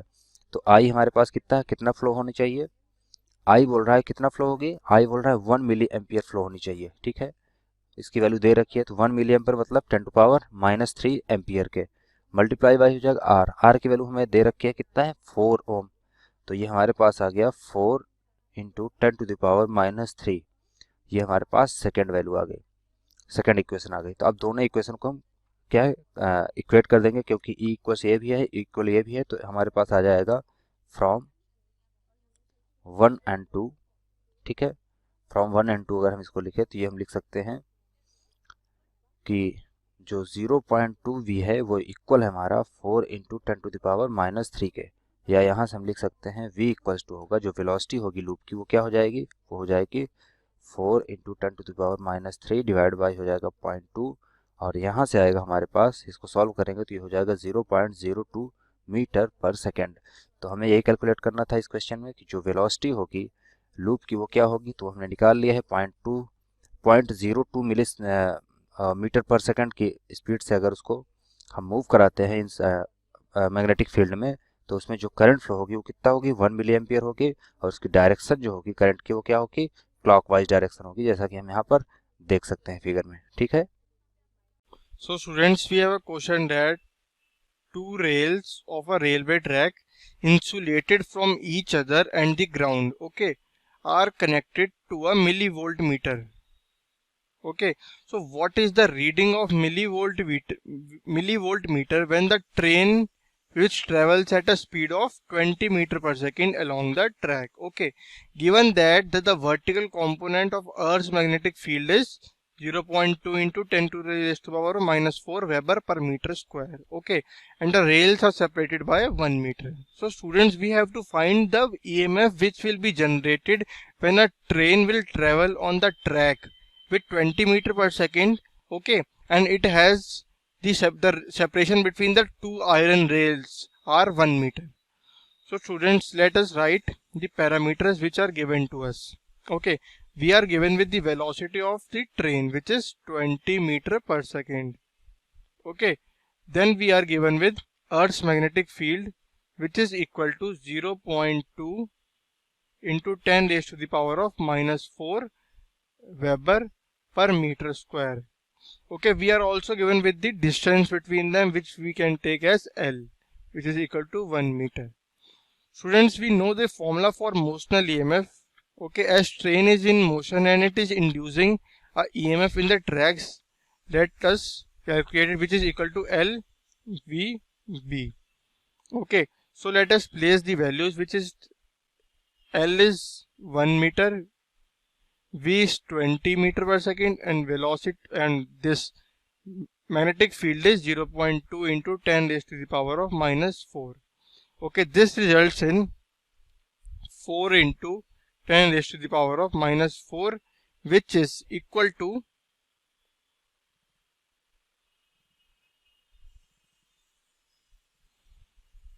0.4 milliwatt. Okay, the option B is correct. So let me mark option B, 0.4 meter. Thank you students.